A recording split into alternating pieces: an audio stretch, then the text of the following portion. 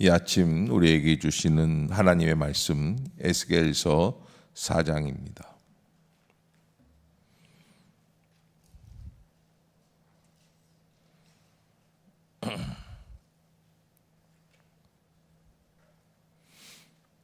에스겔서 4장 한 절씩 교독하도록 하겠습니다. 너 인자야, 도판을 가져다가 그것을 내 앞에 놓고 한 성읍 곧 예루살렘을 그 위에 그리고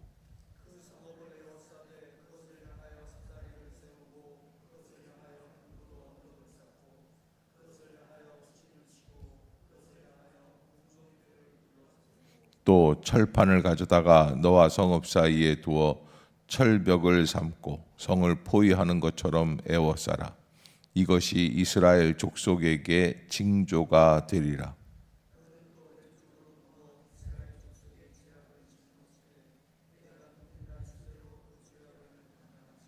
내가 그들의 범죄한 횟수대로 내게 날수를 정하였나니 곧 390일이라. 너는 이렇게 이스라엘 족속의 죄악을 담당하고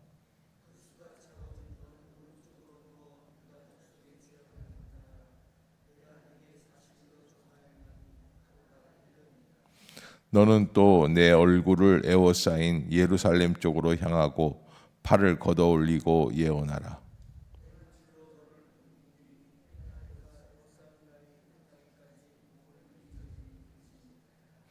너는 밀과 보리와 콩과 팥과 조와 귀리를 가져다가 한 그릇에 담고 너를 위하여 떡을 만들어 내가 옆으로 눕는 날수 곧 390일 동안 먹되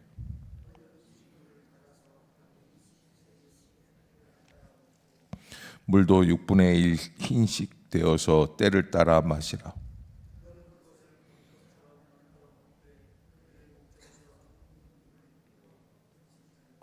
또 여호와께서 이르시되 내가 여러 나라들로 쫓아내어 흩어버릴 이스라엘 자손이 거기서 이같이 부정한 떡을 먹으리라 하시기로.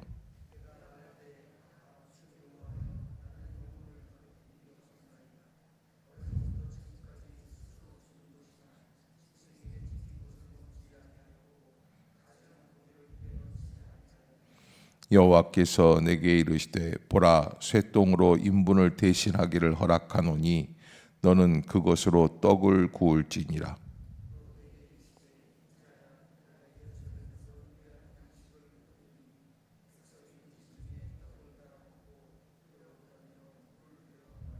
함께 봅니다.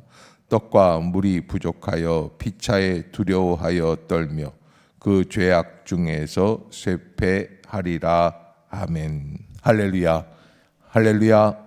이 아침 죄전을 찾으신 여러분들에게 하나님의 은혜와 평강이 함께 하시기를 축복합니다. 오늘 말씀 에스겔서 4장과 5장까지 이어서 약 5가지 상징, 오늘 말씀에는 3가지 상징적 행위를 하나님께서는 에스겔에게 말씀해 주시고 하라고 명령하고 계십니다. 선지자들마다 그런 상징적인 행위들이 있어요. 이사야 선지자 같은 경우는 벗은 몸으로 3년을 걸어 다녀야 했어요.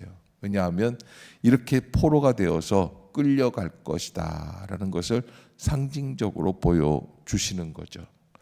아무튼 에스겔서 4장 안에는 하나님께서 에스겔에게 이 고난의 시기를 앞두고 상징적 행위를 하라고 말씀해 주시는 모습들이 들어 있습니다. 그래서 첫 번째는 토판을 가져다가 그것을 내 앞에 놓고 한 성읍 곧 예루살렘을 그 위에 그려라. 그러니까 이제 모조품을 만들라는 거예요. 예루살렘 성 주변을. 왜 그러느냐? 바벨론이 이렇게 예루살렘을 포위하고 이렇게 공성태를 벌리고 이렇게 침략을 하게 될 것이다 라고 하는 거예요. 두 번째는 옆으로 누워 있으라는 거예요. 여러분, 하나님께서 말씀하시는 이 계시의 명령이 별거 아닌 것 같은데 옆으로 한번 누워 계셔 보세요. 얼마나 힘든지 몰라요. 바로 누웠다가 엎어 누웠다가 옆으로 누웠다가 이래야 괜찮은 거지, 옆으로만 누워 있으면 이거 너무너무나 고난스러운 거예요. 고통이에요. 그런데 하나님께서 에스겔에게 그렇게 옆으로만 누워 있으라는 거예요. 그것도 390일을 그렇게 누워 있으라는 거예요. 그리고 그 수가 차거든 오른쪽으로 누워서 유다 족속의 죄악을 담당하고 40일 동안, 하루가 1년이다 그러니 400년 동안의 죄악의 역사를 말씀하라는 것이죠. 그리고 더 나아가서 9절에 보면은 밀과 보리와 콩과 팥과 조와 귀리를 가져다가 그것을 위해서 떡을 만들고, 그리고 그 390일 동안 옆으로 누워 있는 동안에 그것을 먹어라. 물도 그렇게 조금씩만 먹고, 그래서 그렇게 하면서 보리떡으로 만들어 먹는데 그것을 인분에, 사람의 똥이죠. 그거를 말려 가지고서는 이제 이렇게 하게 됩니다. 불을 붙이면은 이제 불이 붙는데 그렇게 하라는 거예요. 그러니까 이제 에스겔이 하나님께 주여 나는 이렇게 더러운 건 한 적이 없습니다. 그러니까 하나님께서 좀 봐주셔서 인분이 아니라 쇠똥으로 하라고 그렇게 명령하시고, 그래서 에스겔이 거기에 순종하게 되는 그런 이 모습들을 볼 수 있습니다. 하나님께서는 하나님이 사랑하시는 민족, 유대인이지만 이스라엘 백성들이지만, 그러나 그런 어려움을 겪으면서 하나님 앞에서 다시 새로워지기를 원하고 계시는 것을 보게 되죠. 이스라엘 백성들이 크게 역사적으로 봤을 때 이렇게 598년 느부갓네살 왕이 2차 침략을 하면서, 그래서 여호와긴 왕을 포로로 끌어가고 1만 명의 포로들을 잡아가는 그런 모습들을 보게 되죠. 그런 모습들 속에서 하나님께서는 이 이스라엘 백성들이 다시 새로워지기를 원하시는 거예요. AD 70년에는 로마 장군 티투 장군이 와가지고 그렇게 예루살렘을 포위하고 완전히 돌 하나도 돌 위에 서지 않을 정도로 완전히 묵사발을 내고 이스라엘 백성들을 죽였습니다. 그때 AD 70년에 이 항정에서는 어떻게 싸웠냐면 싸우다가 나중에는 이스라엘 백성들이 마사다라고 하는 요새로 올라가서 거기에 가가지고서는 다 자결을 해서 한 2,000명이나 죽어요. 그런 어려움이 AD 70년에 그렇게 임했고, 그리고 마지막으로는 1940년대 독일 아우슈비츠 이 독가스실에 들어가면은 샤워하듯이 가스가 나와서 그 가스를 마시고 죽게 하는 모습을 보게 됩니다. 그때 그것을 뭐라 그러냐면 인간이 만든 생지옥이라고 하는 별명이 아우슈비츠에 붙여졌다라는 거예요.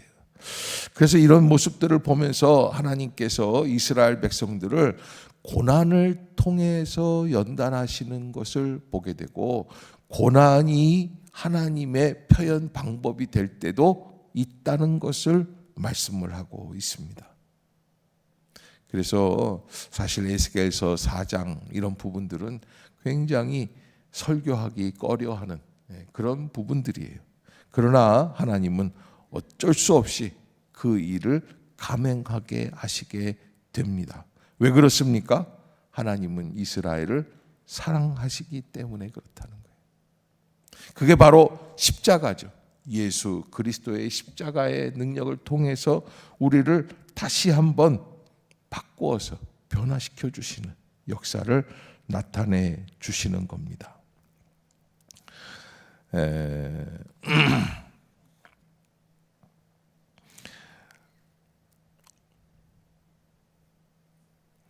하나님의 말씀, 하나님의 그 모든 명령, 하나님의 계시 속에서 우리는 어떻게 살아가야 할까라고 하는 것을 볼 수 있습니다. 오늘 본문에서 하나님은 뭐라고 말씀을 하시냐면, 이스라엘 백성들이 앞으로 이제 내일 5장에서도 얘기하실 텐데 이런 큰 죄악을 행하였기 때문에 그렇다라는 라고 하는 것인데, 하나님의 백성들은, 하나님을 믿는 사람들이라는 것은 구원을 보장받은 백성이라고 하지만 세상 사람들보다 더 조심해야 한다라는 것을 잊지 말아야지. 세상 사람들보다 더 조심해야지. 그래서 여러분, 인생이라는 게 참 이상합니다. 우리에게 주어진 70년, 80년 혹은 좀 많게는 90년의 이 인생의 시간이 무엇을 의미할까? 여러분, 어떤 사람은 정말 축복받은 사람처럼 부귀영화를 누리며 호의호식을 하는 걸 볼 수 있어요. 그러나 이 인생이라는 것은 하나님의 영생 앞에서 볼 때에 하나님이 우리에게 잠시 맡겨주신 그런 상징적 시간밖에는 안 돼요. 그것을 하나님께서 주신 그 명령 앞에서 순종하면서 그대로 살아가라는 거예요. 아멘. 그때 내 고집, 내 생각, 내 마음, 내 욕심, 이렇게 살지 말라는 거예요. 그게 제일 안 좋은 게, 이스라엘 백성들이 지금 가지고 있는 것 중에 제일 안 좋은 게 뭘까요? 자기들만 구원받았다고 하는 교만함이에요. 하나님이 그걸 꺾으라는 거예요. 너는 구원받지 못하고 이방인들은 다 짐승 같은 존재들이고 나만 구원받았다고 하는 교만함. 그런데 구원받으면 뭐 합니까? 그게 하나님 앞에서 습관적인 신앙이 되니까 다 버림을 받는 그런 역사들이 나타나게 되는 것이죠.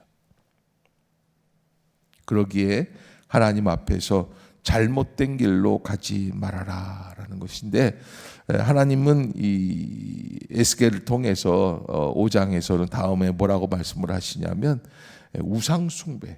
우상숭배의 역사들이 하나님 앞에서 가장 큰 믿음의 백성들이라면 그러면 그대로 살아야지 되는데, 하나님 앞에서 잘못된 인생을 살아가는 모습들을 보여주는 이런 죄악의 역사들을 경고하고 계시는 것을 보게 되죠.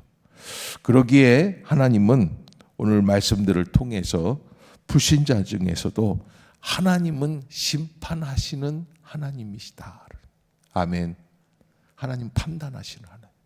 하나님의 심판, 하나님의 판단을 우리는 아무렇게나 심상치 않게 생각하면 안 된다. 하나님이 꼭 한 번씩은 모든 것을 엎으실 때가 있어요. 경고하실 때가 있어요. 그래서 달아보시는 거예요. 어떤 사람이냐, 어떤 존재로 살아갔느냐. 그 심판 앞에서 나는 자신 있다라고 말할 수 있는 사람이 아무도 없어요. 하나님 앞에서 오직 무릎을 꿇고 주님, 나의 부족함을 용서하여 주옵소서. 그래서 여러분, 사실은 남의 허물들을 바라보면서 흥분하는 사람들이 있잖아요. 특히 정치인들이 그렇잖아요. 당신 당은 이런 게 잘못됐고 저런 게 그래서 꼴사 나온 거예요. 신앙적으로 볼 때는 이거는 정말 해서는 안 될 짓이에요. 왜? 이게 원래 소크라테스가 한 얘기지만, 그러나 거기 안에 진리가 담겨 있는 게, 인생은 누구를 알아야지 돼요? 자기 자신을 알아야 돼요. 자기 자신을 알아요. 자기가 얼마나 부족한 존재인지를 알아야지 돼요.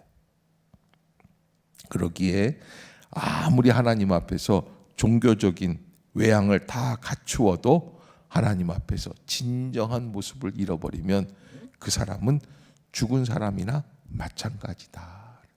하나님은 이 에스겔에게 그런 명령을 내리십니다. 참, 이게 진짜 이렇게 보면은, 아니, 선지자로 태어난 게 뭐가 죄라고, 이런 식으로 하나님은 선지자를 들어서 그렇게 사용을 하시고, 에스겔이 왼쪽으로만 누워가지고서는 390일을 있는다고 소문이 나면 사람들이 뭐라고 그러겠어요? 저 사람 왜 저러고 있을까? 그러나 우리가 하나님 앞에서 하나님의 그 모습들을 바라보면서, 하나님은 우리를 판단하시고 심판하시는 하나님. 특히 이 죄악을 그냥 심상치 않게 보고 계신다. 철저하게 하나님은 꿰뚫어 보시고 그리고 살피시는 하나님이시다라는 것을 잊지 말아야 할 것입니다. 오늘 이 본문에서 하나님은 세 가지 상징적 행위를 에스겔에게 명령하시고 에스겔은 그대로 감당해 나갑니다. 그 모든 것들이 하나님께서 예루살렘을 공격하고 심판하실 것에 대한 상징적인 행위이고 16절, 17절 한번 읽어보겠습니다. 시작.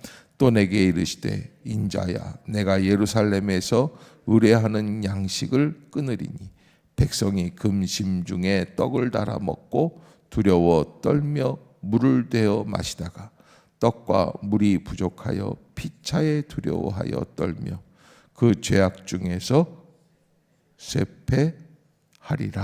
아멘. 하나님의 역사입니다. 경고를 깨닫고 하나님 앞에 엎드리는 복된 성도들이 되시기를 주의 이름으로 축복합니다. 기도하겠습니다. 사랑의